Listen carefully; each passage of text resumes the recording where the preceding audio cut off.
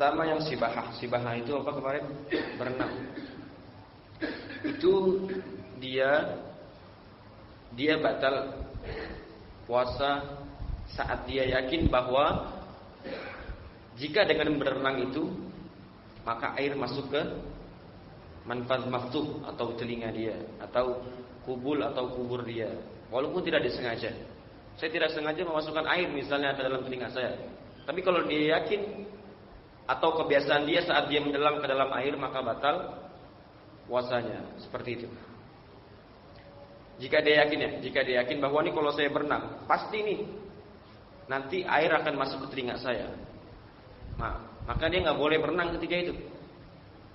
Ya, ini berenang yang tidak ada sebab, tapi dia dibolehkan berbuka jika ada sebab. Kan kalau kita berbuka saat puasa tanpa sebab itu tidak boleh. Misal contoh, kita lagi seperti biasa, kita tidak sakit, kita tidak safar, kita tidak dalam perjalanan. Ya kita sehat-sehat saja dan kita tinggal di rumah misalnya seperti itu. Itu nggak boleh siang-siang hari kita minum es teh misalnya gitu. Itu nggak boleh. Tapi jika ada sebab nggak apa-apa. Seperti misalnya contohnya dia sakit seperti itu, atau dia safar. Tentu nanti ada perinciannya, ada perincian. Iya, pokoknya ada dobitnya, ada batasannya. Seperti apa dia boleh buka. Nah, tadi seperti itu. Kalau dia yakin bahwa air akan masuk ke dalam telinganya, maka dia tidak boleh berbuka. Kecuali misalnya, saya kasih contoh. Dia boleh berbuka saat dia misalnya melihat ada hewan atau ada manusia yang akan tenggelam. Misalnya kita lagi naik perahu, kita puasa dalam tengah-tengah laut. Ada orang tenggelam, dia nggak bisa berenang, misalnya gitu. Nih, tapi dalam hati kita yakin, ini kalau saya nyelam, saya bantuin dia, air akan masuk ke telinga saya. Itu milih mana kira-kira? Milih berbuka atau milih dia mati? Milih berbuka. Dan itu juga dibolehkan. Artinya dia tidak berdosa dengan berenang itu. Walaupun itu membatalkan puasa dia tidak berdosa. Ya, contohnya lagi, atau bahkan hewan seperti kucing. Ada kucing pengen tenggelam, kita tenggelam juga bantuin dia, walaupun nanti puasanya batal, karena dia yakin akan masuk kuping itu akan kemasukan air seperti itu. Ya, kecuali al-kalbul akur. Kalbul akur itu adalah anjing yang galak. Anjing yang suka gigitin orang misalnya, yang suka ngejar orang, yang suka, ya pokoknya anjing galak. Kalau ada anjing galak, dia pengen tenggelam dan kita puasa, maka nggak usah tolongin dia, biar aja. Atau kafir harbi. Kafir harbi yaitu kafir orang yang memerangi Islam, Kalau dia tenggelam, maka biar aja, gitu. Walaupun sama manusia, tapi kalau dia memerangi Islam, maka biar aja. Itu seperti di bab tayamum. Ya, kita punya air sedikit setengah ini, sebotol mineral ya, tanggung gitu kan. Itu kalau ada anjing kehausan, ya pokoknya dia dahaga lah, maka memberikan kepada dia. Insya Allah kita akan dirahmati oleh Allah dengan itu. Tapi kalau anjingnya galak, maka nggak usah, biarnya dia mati seperti itu. Ya, dan kemudian juga ada yang riak itu, yang nakoma, yang dahak. Itu dia batal jika dia itu sebenarnya dia mampu untuk mengeluarkan riaknya itu. Misalnya lagi di jalanan, tapi dia beriak, tiba-tiba dia beriak, itu keluar. Maka kalau dia mampu mengeluarkannya, keluarkan. Kalau ditelan malah batal seperti itu. Itu riak ya. Tapi kalau dia misalnya tidak mampu, contohnya dia lagi sholat atau jadi imam misalnya. Ini kalau saya buang riak, kanan kiri ada orang, gitu. Tapi kalau dia mampu misalnya ada sorban, harus ke sorbannya. Dia tidak najis. Riaknya tidak najis, tapi dia jorok, sesuatu yang jorok, seperti itu. Sekarang kita akan membahas tentang al-jima'. Jima' itu apa artinya? Bersetubuh, bersenggama, seperti itu. Suami istri, ya, berhubungan intim. Berjima di tengah hari atau ketika kita sedang puasa, maka hukumnya membatalkan puasa. Tapi bagaimana jika lupa? Misalnya saya kasih contoh, memang waktu dia berjima atau waktu dia bersenggama dengan istrinya, contohnya waktunya itu jam 7 pagi misalnya. Dan ini masih awal-awal Ramadan, misalnya 1 Ramadan, itu biasanya orang-orang sering lupa. Betul tidak? 1 Ramadan tuh biasanya lupa, saya lupa minum tengah hari, karena kemarin belum puasa, belum ada kebiasaan dalam jiwanya gitu. Nah, Kalau misalnya ada seorang yang lupa berjima di tengah hari, ya, sedang puasa, lupa keadaannya, maka dia tidak batal. Kenapa? Dikiaskan seperti lupa makan dan minum di tengah hari siang Ramadan, seperti itu. Tidak batal. Lanjutkan puasanya. Gitu. Jangan mengatakan, saya tadi jima, saya lupa. Lanjut aja minum. Tidak boleh. Tetap lanjutkan puasanya karena dia lupa, gitu. Dobitnya lupa ya. Jadi patokannya ketika dia lupa. Nah, bagaimana dengan sengaja? Kalau sengaja batal. Dan wajib membayar kafarat bagi seorang suami. Nanti apa saja di sini ada saya jelaskan insyaallah bahwa idza waqa'a shaimu fil farji fi nahar Ramadan halaqawnuhu 'amidan. Jika dia sengaja. Memang dia sengaja bermaksud untuk menjima istrinya atau ingin bersetubuh dengan istrinya, maka itu yang membatalkan. Amidan itu sengaja, dia bermaksud. Tapi ada seorang yang dia itu tidak bermaksud, contohnya dia dipaksa untuk berjima, dipaksa untuk melakukan hubungan seksual ketika tengah-tengah hari Ramadan. Contohnya, seorang laki-lakinya diikat oleh seorang itu dan dia tidak bisa bergerak apapun. Istrinya juga digituin. Nah, ketika itu dimasukkan kelamin suaminya ke dalam kelamin istrinya, maka dia sebenarnya tidak batal karena dipaksa di situ. Dalam keadaan dipaksa. Nah, dobit seorang dikatakan berjima itu kapan? Dobit itu patokan seseorang bisa dikatakan bahwa dia itu telah berhubungan intim. Dobitnya adalah ketika sudah masuk hasyafah. Hasyafah itu apa ya? Kepala zakar. Tahu ya? Kepala zakar. Itu harus masuk semuanya, harus masuk segini. Kalau masih setengah itu bukan disebut jima. Kalau sudah masuk, kita ibaratkan itu helm lah ya. Helm. Ya, kalau itu sudah helmnya sudah masuk 100% helmnya dong, maka itu dikatakan jima. Walaupun dia tidak keluar air mani misalnya gitu. Itu sudah disebut jima. Tapi kalau masih setengah belum masuk semuanya, maka belum disebut dengan jima. Paham sampai sini? Ya. Nah, kemudian orang itu dia berdosa jika dia melakukan berjima, melakukan hubungan intim tengah-tengah hari. Kemudian kedua, rusak puasanya.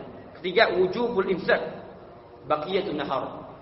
Jadi kalau misalnya ada orang dia tengah hari jam 12, dia berjima dengan istrinya misalnya seperti itu, maka kan tadi saya sebutkan bahwa batal puasanya, betul? Tapi setelah dia berjima, dia nggak boleh makan gitu ya. Walaupun sudah batal puasanya, dia wajib untuk menahan dirinya sampai maghrib untuk tidak makan dan untuk tidak minum. Kenapa? Lihurmati syahr, untuk menghormati bulan Ramadan. Seperti itu. Jadi jangan memang kalau sudah batal karena jima, kemudian udahlah, saya udah batal ini, saya lanjutkan minum dan makan. Tidak boleh. Dia harus mewajibkan dirinya untuk menahan untuk makan dan minum. Seperti itu. Nah, wujubul imsak. Dan kemudian dia wajib qada fauran. Qada fauran itu setelah Ramadan, setelah lebaran. Maka dia langsung untuk mengqada. Kalau misalnya musafir kan boleh, tidak puasa seperti itu kan. Musafir, saya dalam perjalanan. Kemarin saya dari Mesir ke Jakarta, itu saya tidak puasa, saya mengambil rukhsah. Karena saya agak pusing kemarin, agak pusing juga. Kalau saya lanjutkan ini akan membebankan badan saya misalnya gitu. Saya akan lemas nanti takutnya gitu. Saya buka puasa kemarin, saya makan, saya minum, gak apa-apa. Lagi safar. Itu kapan menggantinya? Terserah menggantinya sampai kapan saja, asalkan nanti jangan sampai masuk ke bulan Ramadan lagi, seperti itu. Tapi kalau dia berjima tengah hari, dia berhubungan intim tengah hari Ramadan, maka nanti setelah Ramadan selesai, setelah lebaran, maka dia langsung mengganti. Wajib langsung mengganti. Makanya qadanya fauran. Nah, bagaimana misalnya dulu saya diskusi sama teman saya, ada pertanyaan bahwa ada seorang suami, dia itu pengen sekali menjima istrinya, pengen sekali menyetubuhi istrinya. Tapi cara berbukanya dia bukan langsung jima, tapi dengan minum dulu. Dia minum dulu habis itu berjima. Bagaimana hukumnya? Batal, tetap batal. Tapi dia tidak kena kafarat. Kena kafarat. Tahu kafarat ya? Kafarat itu denda. Nanti kalau misalnya ada orang berjima di tengah hari siang bulan Ramadan gitu, Dia maka kena kafarat. Pertama, itqu raqabah. Itqu raqabah artinya membebaskan budak. Tapi sekarang tidak ada budak, ya. Karena budak itu di zaman dulu lah, ya. Kedua, ini fa illam yajid shama syahraini mutatabi'ain. Dia puasa 2 hari berturut-turut, mutatabi'ain. 2 bulan seperti itu. 2 bulan berturut-turut. Ya, berapa hari itu? Berapa hari? 2 hari. Ya 2 bulan berturut-turut mutatabi'ain. Bagaimana misalnya sakit? Dia sudah membayar kafarat, misalnya sudah sebulan. Dia sakit. Apakah boleh berbuka?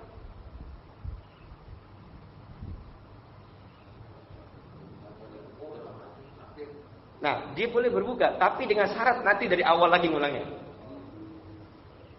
Makanya ini berat seperti itu. Kafarat, ya udah capek-capek sebulan, atau misalnya dia udah 2 bulan kurang 3 hari, dia sakit, akhirnya dia berbuka, maka ulang dari awal. Saking beratnya seperti itu, maka itu dendanya saking berat. Gimana? Ulang 2 bulan lagi, seperti itu. Itu di mazhab Syafi'iyah yang saya pernah pelajari di Al-Azhar. Berat seperti itu. Nah, itu hukum berjima dengan istri seperti itu di bulan Ramadan.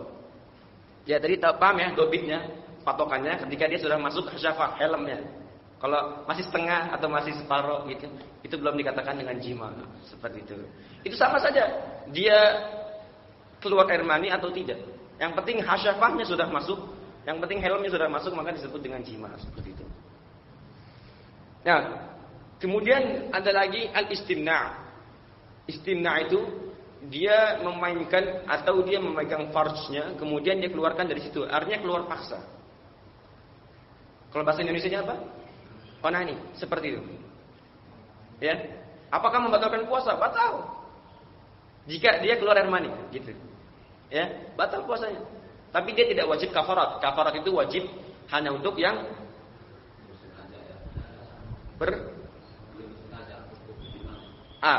iya, untuk jima doang. Yang kafarat itu wajib dengan untuk jima doang. Ya. Nah, itu istimna. Dia wajib mengqadha'nya saja, tapi tidak wajib kafarat. Seperti itu. Dia batal puasanya, artinya gitu. Nah, kalau bagaimana dengan ihtilam? Ihtilam itu mimpi basah.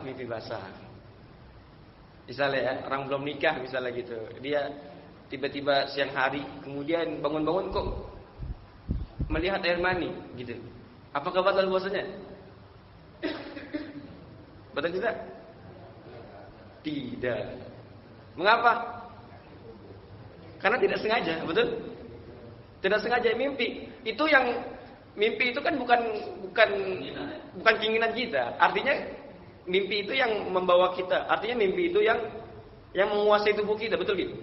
Ya, gitu. Tapi kalau berbeda dengan onani kita yang menguasai diri kita, seperti itu. Kemudian kalau mencium istri bagaimana? Mencium istri saat puasa, gimana hukumnya? Gimana? Nanti dilihat Pak. Jadi kalau mencium istri itu kira-kira saat dia mencium itu syahwatnya, tahu syahwat ya? Nafsunya itu tergerak atau tidak? Ada rincian lagi. Iya, tergantung lagi.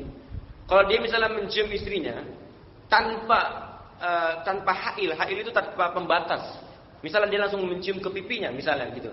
Kemudian turun air mani ketika itu, keluar air mani, maka batal puasanya. Ya. Contohnya nih,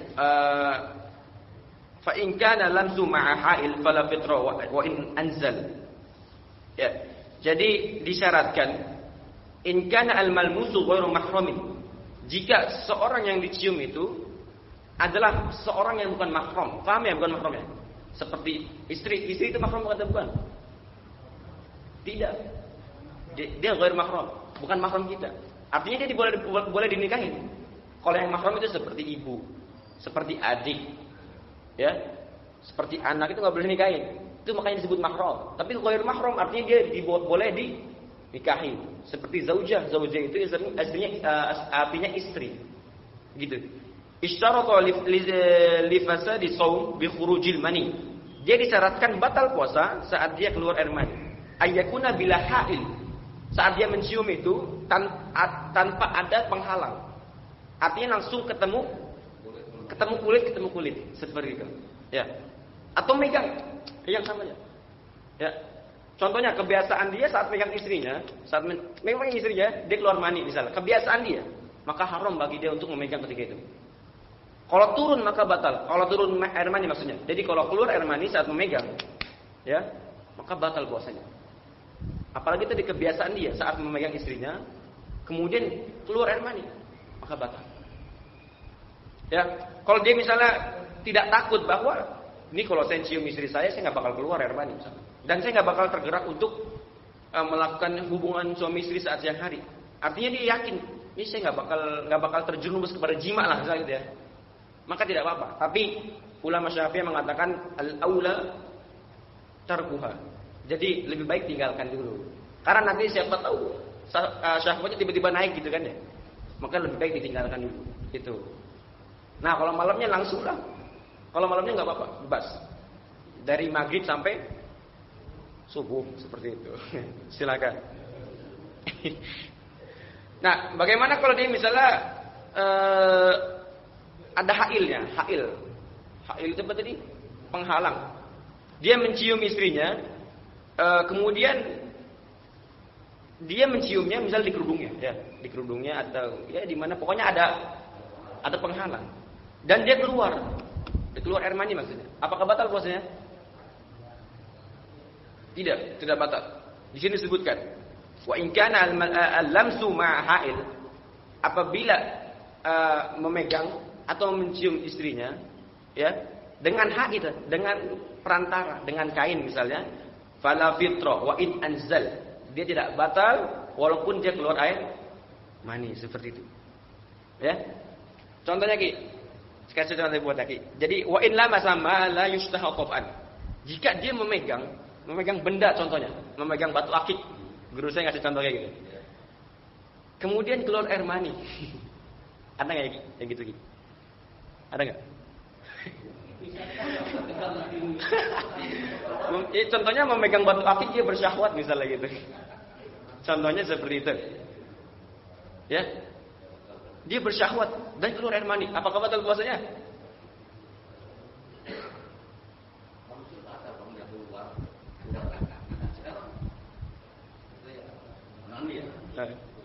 Nah,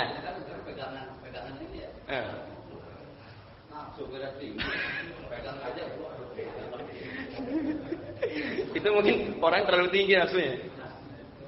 Jadi itu ada gini, misalnya memegang apapun, memegang meja, memegang mic misalnya, tiba-tiba dia keluar air mani, gitu ya. Dia nafsunya tinggi, memegang benda, masa nafsunya tinggi langsung. Maka nanti ada dua perincian. Pertama, kalau dia bermaksud memegang batu akik untuk mengeluarkan air mani dia, maka batal hukumnya. Karena diibaratkan seperti onani di situ. Dikiaskan seperti onani. Iya, megang batu akik, saya pengen mengeluarkan air mani dengan sengaja dengan memegang batu akik misalnya. Maka batal puasa. Ya. Tapi kalau misalnya memegang batu akik atau memegang meja apapun, walaupun dengan syahwat, dengan nafsu atau tanpa hail, tanpa penghalang, itu tidak batal walaupun dengan syahwat. Tetapi kalau misalnya kebiasaan dia saat memegang batu akik bacan, betul gitu. Memegang batu akik bacan, dia pasti yakin, ini kalau saya megang batu akik bacan ini saya akan keluar mani misalnya. Contohnya ini saya beri contoh. Maka batal. Tergantung adat dia, kebiasaan dia. Tergantung kebiasaan dia. Contohnya lagi, di sini disebutkan kalau misalnya memikirkan berjima. Hayalan, dia menghalu lah. Halu. Kemudian keluar air mani, bagaimana hukumnya? Pak? Ya. Angan-angan misalnya. Apalagi terlebih lagi orang yang belum nikah misalnya, Maka kalau seperti itu dia menghayal saja, kemudian keluar air mani, maka dia tidak batal. Kenapa? Karena tidak mubasyarah, tidak bersentuhan langsung. Paham ya? Dobitnya, patokannya saat dia bersentuhan langsung keluar. Nah, itu yang membatalkan. Tapi kalau mikir, itu kan tidak bersentuhan langsung dengan si perempuan itu. Contohnya gitu. Maka dia tidak batal. Memikirkan saja. Walaupun dia keluar air mani, gitu. Paham ya? Sama dengan melihat. Au nazar di situ. Jadi dia melihat perempuan, kemudian dia keluar air mani misalnya. Karena saking nafsunya lebih tinggi, sampai keluar air mani. Maka dia tidak membatalkan. Kenapa? Karena tidak langsung bersentuhan. Seperti itu. Ya. Tapi kalau kebiasaan dia saat dia mikir, berhayal, saat dia menghalu, kebiasaan dia keluar air mani, ya, misalnya ada orang dia berpikiran untuk berjima, berhubungan intim, langsung keluar ketika itu, maka batal puasanya. Kalau kebiasaan dia seperti itu, ya, adatnya dia saat memikirkan perempuan keluar, maka saat dia memikirkan perempuan dan keluar air mani saat puasa, maka batal hukumnya. Tergantung kebiasaan, seperti itu. Paham semua? Nah, seperti itu. Itu insyaallah kita segitu dulu. Karena ini masih banyak juga yang akan saya sampaikan, bahwa segitu ya. Jadi tambahan sedikit bahwa guru saya mengatakan lau basyara ayu syai'in bi qasdi ikhrajil mani aftara mutlaqan. Jika ada seseorang yang itu menyentuh sesuatu, ayu syai'in, menyentuh sesuatu, memegang apa? Ini kayu, memegang karpet misalnya apa? Bi qasdi ikhrajil mani, dengan ada maksud dalam jiwanya untuk mengeluarkan air mani dia, maka aftara mutlaqan. Dia batal secara mutlak. Batal. Karena di situ maksudnya untuk dia beristimna. Berapa tadi? Beronani. Ya. Walaupun dia memegang tembok, tapi dimaksudkan untuk onani, keluar air maninya, maka batal puasanya. Gitu, seperti itu. Silakan, ada pertanyaan? Insyaallah. Assalamualaikum.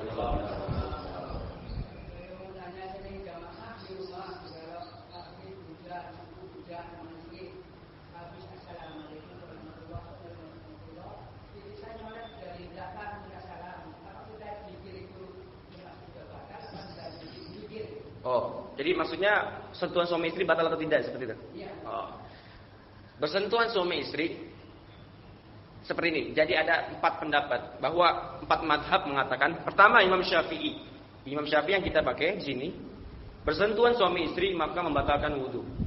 Membatalkan wudu.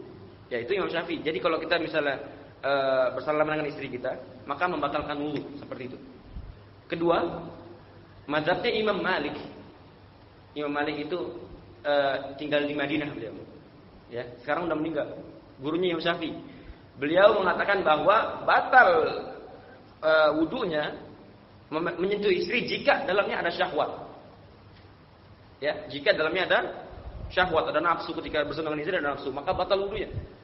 Ketiga, mazhabnya Imam Hambali. Imam Hambali mengatakan bersentuhan suami istri tidak membatalkan wudu. Itu mazhabnya Imam Hambali. Muridnya Imam Syafi'i, Imam Hambali itu. Kemudian mazhabnya Imam Hanafi. Imam Hanafi dia tidak membatalkan wudu saat bersentuhan dengan istri walaupun dengan syahwat. Yang membatalkan wudu adalah dia berjima. Beliau memakai dalil aula mastumun nisa. Saat dia misalnya berjima dengan istrinya, bersetubuh dengan istrinya, itu yang membatalkan wudu menurut mazhab Hanafi.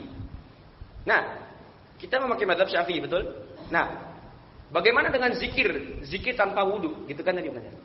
Kalau zikir subhanallah alhamdulillah itu tidak apa, silakan. Ya. Subhanallah alhamdulillah, memegang tasbih silakan. Asalkan kalau misalnya batal wudu, jangan megang Quran.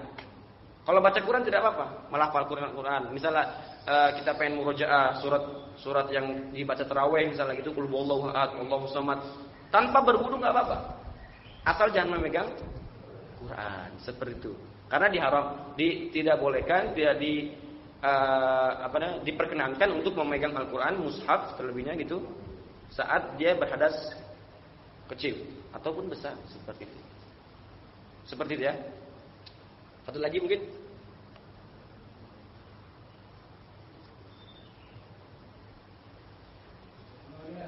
Maka